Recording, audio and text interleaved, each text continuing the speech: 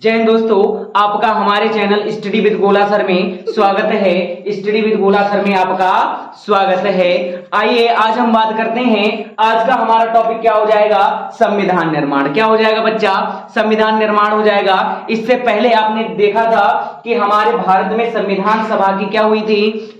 संविधान सभा का गठन कब किया गया था? और उस संविधान सभा का जब गठन हो गया था, उसी के बाद क्या हुआ था? संविधान निर्माण जो कार्य था क्या हुआ था? प्रारंभ हुआ था। क्या हुआ था बच्चा? उसके बाद ही हमारा संविधान निर्माण कार्य क्या होता है? प्रारंभ होता है। तो चलिए बात करते हैं संविधान निर्माण की। अगर हम संविधान निर्माण कार्य की बात करें तो उसमें क्या हो जाता है कि सबसे पहले बात करते हैं कि संविधान निर्माण कार्य में बैठकें कितनी आयोजित हुई। तो अगर कुल बैठकों की बात कर लेंगे तो कुल बैठकें हमेशा क्या की जाती हैं? परीक्षा में बहुत अधिक पूछी जाती हैं कि संविधान निर्माण में आखिरकार कुल कितने बैठकों का क्या किया गया था? आयोजन किया गया था। और उसके साथ साथ ही सबसे पहले यह पूछा जाता है कि संविधान निर्माण की पहली बैठक कब आयोजित की गई थी, या पहली मीटिंग कब हुई थी। तो अगर हम बात करें पहली मीटिंग की, तो संविधान निर्माण की अगर पहली मीटिंग की बात करेंगे तो 9 दिसंबर 1946 को। कब बच्चा?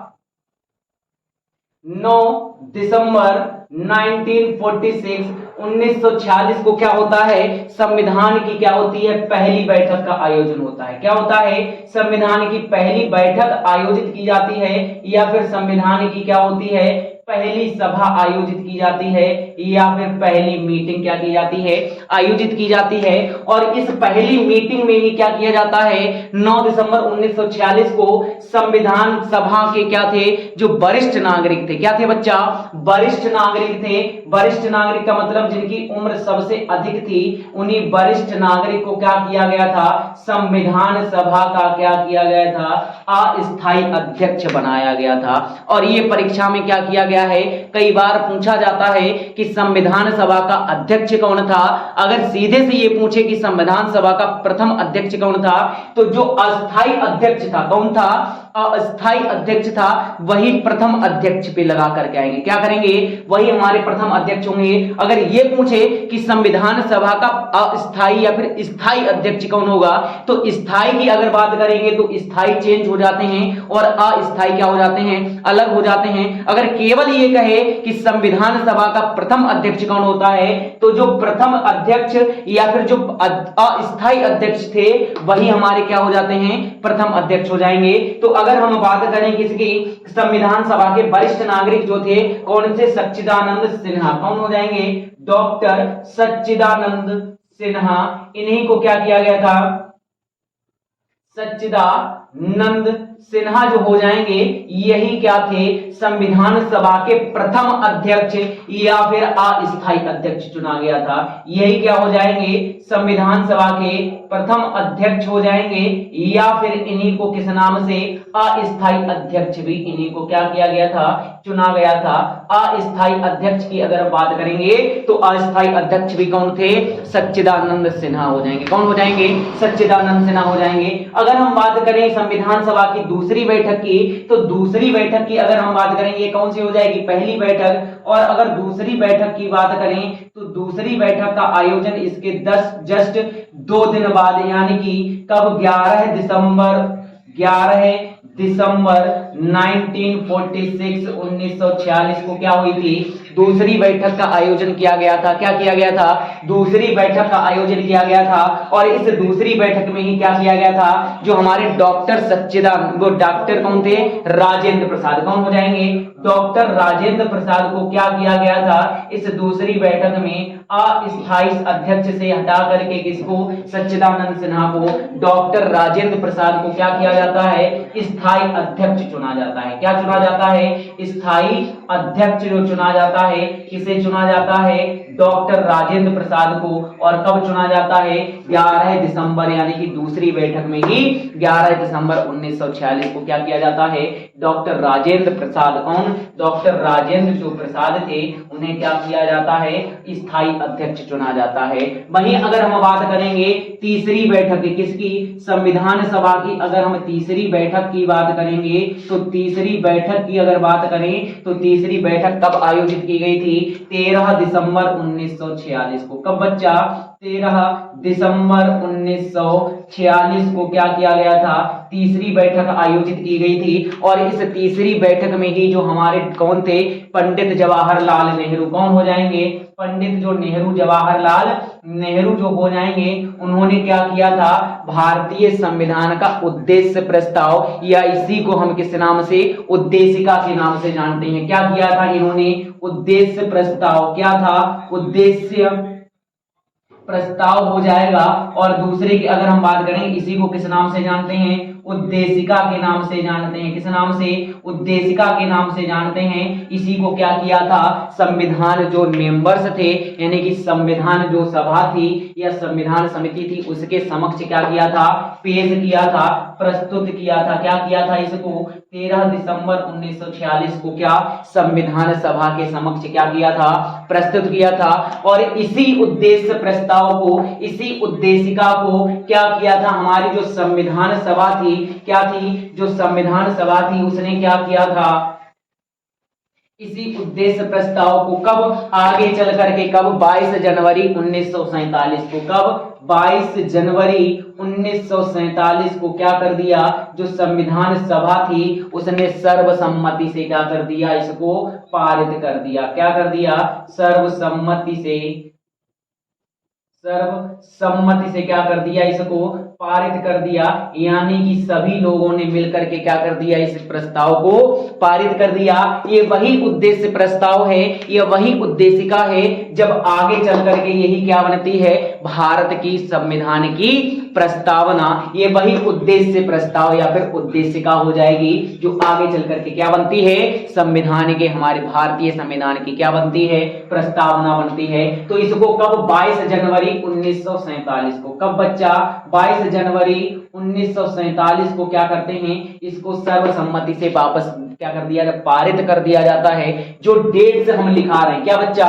जो डेट्स हम लिखा रहे हैं, इन पे जरूर ध्यान देना, क्योंकि ये परीक्षा में क्या की जा चुकी हैं? कई बार पूछी जा चुकी हैं। इसीलिए हम इन डेट्स को, इन तारीखों को क्या कर रहे हैं? नोट कर रहे हैं। तो इन तारीख को नोट करके इन पर क्या करना है? आपको विशेष ध्यान देना है। क्या करना है? विशेष ध्यान देना है। तो इसको क्या किया था? 22 जनवरी को सर्वसम्मति से पारित कर दिया गया। और इसको आगे चल करके क्या होता है? 22 जनवरी को जब पारित कर दिया, यही आगे चल करके भारतीय संविधान की क्या बनती है? प्रस्तावना बनती है। क्या बनती है? प्रस्तावना। यही आगे चल करके भारतीय संविधान की क्या बनती है? प्रस्तावना बनती है। क्या बन जाती है? प्रस्तावना बन जाती है। वहीं अगर हम बात करेंगे, किसकी बात करेंगे? कि भारतीय संविधान की अगर हम बात करें, तो भारतीय संविधान जो निर्माण कार्य था, वो क्या करता है? कई समितियों का क्या किया जाता है? निर्माण किया जाता है। भारतीय संविधान की अगर निर्माण प्रक्रिया की बात करें, तो इसमें क्या कर जाती है? कई समितियों का क्या किया जाता है? कई समितियां बनाई जाती हैं, और उन समितियों के माध्यम से ही क्या किया जाता है? ये निर्माण कार्य क्या किया जाता है? क्या किया जाता है? संपन्न किया जाता है। तो इन कुछ प्रमुख जो समितियां हैं, क्या हैं? प्रमुख समितियों की अगर हम बात करें, तो प्रमुख समितियां कौन होती हैं? कौन कौन सी हैं? उनके क्या किए जाते हैं? अध्यक्ष पूछे जाते हैं। क्या किए जाते हैं? उन समितियों के नाम दे दिए जाते हैं, और क्या कहा जाता है? कि इन समितियों के अध्यक्ष से क्या कीजिए? मिलान कीजिए। और इस तरह से ये परीक्षा में क्या किया जाता है? प्रश्न बहुत आता है। तो अगर हम बात करें, क्या करें? समितियों की बात करें, क्या करें? प्रमुख समितियों की बात करें, तो उन प्रमुख अगर समितियों की बात करें, तो उनमें से सबसे पहले जो हो जाती है हमारी, कौन सी हो जाती है? डॉक्टर राजेंद्र प्रसाद की एक हो जाती है, और वह कौन सी हो जाती है? झंडा समिति हो जाती है। कौन सी बच्चा? अगर हम पहली समिति की बात करें, तो डॉक्टर राजेंद्र प्रसाद ने जो समिति बनाई थी, उसके जो अध्यक्ष थे, कौन सी हो जाएगी? झंडा समिति। और इसके अध्यक्ष की अगर हम बात करें, इधर हमारे कौन हो जाएंगे? अध्यक्ष हो जाएंगे, और इधर हमारी कौन सी क्या हो जाएगी? समिति हो जाएगी। क्या हो जाएगी बच्चा? समिति हो जाएगी। और अगर हम झंडा समिति के अध्यक्ष की बात करें, तो कौन हो जाते हैं हमारे? डॉक्टर राजेंद्र प्रसाद हो जाते हैं। कौन हो जाते हैं? डॉक्टर राजेंद्र प्रसाद जो थे वो कौन हो जाएंगे, झंडा समिति के क्या हो जाते हैं, अध्यक्ष हो जाते हैं। वहीं अगर हम बात करें सभा संचालन समिति, कौन सी, सभा संचालन समिति, और उसके साथ साथ ही नियम समिति, यानी कि अगर हम बात करें सभा संचालन समिति की, कौन सी, सभा संचालन समिति की, और उसके साथ साथ ही दूसरी बात कर लें हम किसकी, नियम समिति की, किसकी बच्चा, नियम समिति की भी अगर हम बात कर लें तो इन तीनों जो समितियां थी क्या थी, इन तीनों समितियों की अगर हम बात करेंगे तो इसके जो अध्यक्ष थे कौन हो जाएंगे, डॉक्टर राजेंद्र प्रसाद हो जाते हैं। कौन हो जाते हैं बच्चा, डॉक्टर राजेंद्र प्रसाद हो जाते हैं। वहीं अगर हम आगे की बात करें संघ संविधान समिति की, किसकी बच्चा,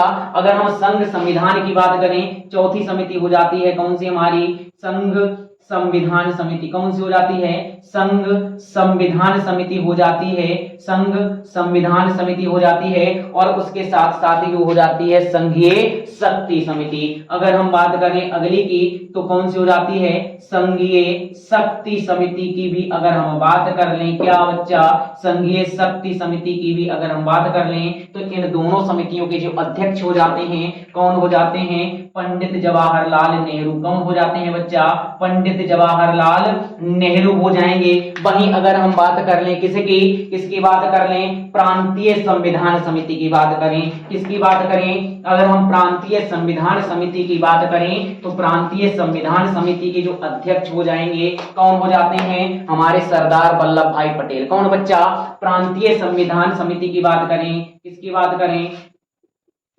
प्रांतीय संविधान अगर समिति की बात कर लें तो प्रांतीय संविधान समिति के जो अध्यक्ष हो जाते हैं कौन हो जाते हैं, सरदार वल्लभ भाई पटेल। और उसके साथ साथ प्रांतीय संविधान समिति के साथ साथ जो मूल अधिकार समिति है कौन सी हो जाएगी, मूल अधिकार जो समिति थी, कौन सी बच्चा, मूल अधिकार जो समिति थी उसके अध्यक्ष भी कौन हो जाते हैं। और उसके साथ साथ अगली की अगर हम बात करें तो अल्पसंख्यक समिति हो जाती है, कौन सी बच्चा, अल्पसंख्यक समिति की भी अगर हम बात कर लें तो अल्पसंख्यक समिति के भी जो अध्यक्ष हो जाते हैं, यानी कि इन तीनों समितियों के जो अध्यक्ष हो जाते हैं वो कौन से हो जाते हैं हमारे बच्चा, सरदार वल्लभ भाई पटेल हो जाएंगे। कौन हो जाएंगे, सरदार वल्लभ भाई पटेल हो जाते हैं। कौन हो जाते हैं, सरदार वल्लभ भाई पटेल हो जाएंगे, जिनकी क्या है, मूल अधिकार समिति जो है बहुत अधिक क्या की जाती है, परीक्षा में पूछी जाती है। वहीं अगर हम अगली समितियों की बात करें तो अगली समिति की अगर हम बात करें इसमें से आती है एक जो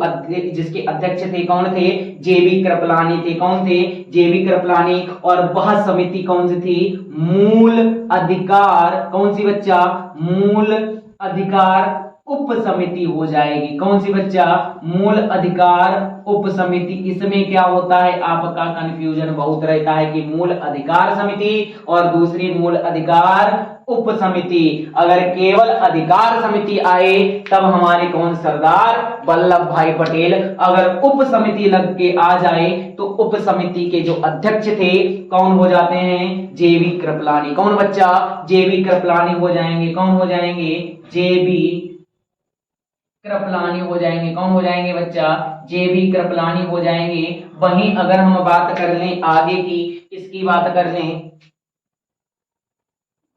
आगे की हम बात कर लें तो आगे की जो हो जाएंगे कौन से, कौन से हो जाते हैं, अल्पसंख्यक उप समिति के अध्यक्ष। कौन बच्चा, अल्पसंख्यक उप समिति की अगर हम बात करें तो इसके कौन हो जाएंगे, अल्पसंख्यक उप समिति की अगर हम बात कर लें, ये अल्पसंख्यक उप समिति, ये दोनों क्या थी, दो समितियां बनाई गई थी, एक अल्पसंख्यक केवल समिति और दूसरी अल्पसंख्यक उप समिति। तो अल्पसंख्यक उप समिति की अगर हम बात करें तो इसके जो अध्यक्ष हो जाते हैं कौन हो जाते हैं, एच.सी. मुखर्जी हो जाएंगे। कौन हो जाएंगे बच्चा, एच.सी. मुखर्जी हो जाते हैं। इसके अध्यक्ष की अगर हम बात करें तो कौन हो जाएंगे, एच.सी. मुखर्जी हो जाते हैं। ये थी क्या, महत्वपूर्ण समिति और उनके अध्यक्ष। अगर हम बात करें अगली समिति की जो अपने आप में ही क्या हो जाती है, बहुत अधिक प्रसिद्ध और परीक्षा की दृष्टि से बहुत ही महत्वपूर्ण, जो क्या की जाती है परीक्षा में बार बार इससे प्रश्न क्या किया जाता है बच्चा, पूछा जाता है, बार बार क्या किया जाता है परीक्षा में पूछा जाता है। तो इस अगर हम समिति की बात करें तो इस समिति को किस नाम से जानते हैं, प्रारूप समिति के नाम से। किस नाम से बच्चा, प्रारूप समिति के नाम से जानते हैं। और इसी का अगर हम दूसरे नाम की बात करें तो इसी को हम पांडुलेखन समिति भी कहते हैं। क्या कहते हैं, इसी को हम पांडुलेखन समिति के भी नाम से जानते हैं। और इसके अध्यक्ष की बात करें तो इसके अध्यक्ष कौन हो जाते हैं, डॉक्टर बी.आर. अंबेडकर जी। कौन हो जाएंगे, डॉक्टर बी.आर. और कौन हो जाएंगे, अंबेडकर जी। कौन, डॉक्टर बी.आर. अंबेडकर जी जो थे वो क्या थे, इसके अध्यक्ष थे। परीक्षा में सबसे पहले यही पूछ लिया जाता है कि प्रारूप समिति को अन्य किस नाम से जानते हैं, तो अन्य किस नाम से, पांडुलेखन समिति के नाम से। और यही पूछा जाता है कि इसके अध्यक्ष कौन थे, तो डॉक्टर बी.आर. अंबेडकर। और इसके बाद जो प्रश्न पूछा जाता है वह कौन सा हो जाएगा कि जो हमारी प्रारूप समिति थे इसमें कुल सदस्यों की संख्या कितनी थी। किसकी बच्चा, अगर वह पूछ ले कि पांडुलेखन समिति में कुल कितने सदस्य थे, यानी कि इसमें कुल कितने सदस्य सम्मिलित थे, तो कुल सदस्य जब पूछेगा तब हम कितना बताएंगे, 7 बताएंगे। कितने बचाएंगे, 7 बताएंगे। और अगर ये पूछे कि प्रारूप समिति के अन्य सदस्यों की संख्या कितनी थी, अन्य सदस्यों की संख्या अगर पूछ ले, किसकी बच्चा, अन्य सदस्य की अगर संख्या पूछ ले, कह दे कि अन्य सदस्य कितने थे प्रारूप समिति में, तो अन्य सदस्य का मतलब हो जाता है अध्यक्ष को हटा करके। किसको बच्चा, अध्यक्ष को हटा करके। तो अध्यक्ष जब निकाल दिया 7 में से तो बचेंगे कितने, 6 रह जाएंगे। तो अन्य सदस्य की बात करेगा तब हम किस पे लगाएंगे, 6 पर लगाएंगे। वहीं अगर बात करें कि कुल सदस्य की, तो उसमें अध्यक्ष को भी क्या कर लेते हैं, सम्मिलित कर लेते हैं। तब हमारी संख्या जो हो जाएगी, कितनी हो जाएगी, 7 हो जाएगी। इसमें भी क्या रहता है, बहुत अधिक कंफ्यूजन रहता है। तो इस कंफ्यूजन को क्या कर लो बच्चा, दूर कर लो, वरना क्या करोगे परीक्षा में जाके बहुत पछताओगे। तो इसको क्या करेंगे, कुल सदस्य संख्या 7 और अगर अन्य सदस्य पूछ ले तब 6 हो जाएंगे। अध्यक्ष की बात करें तो कौन हो जाएंगे, डॉक्टर बी.आर. अंबेडकर। कौन बच्चा, डॉक्टर बी.आर. अंबेडकर। वहीं इसके क्या करता है, सदस्यों के नाम भी क्या करता है, दे देते हैं। उन सदस्यों की प्रारूप जो समिति है इसके सदस्यों की, और उसके साथ साथ ही जो हमारा संविधान निर्माण था, यानी कि उसके बाद आगे कितने, मतलब मूल संविधान में कितने अनुच्छेद थे, कैसे कितने दिन लगे थे, इसको जानेंगे हम अगली वीडियो में। तब तक हमारे साथ बने रहिए, किसके साथ, स्टडी विद गोला सर के साथ। जय हिंद।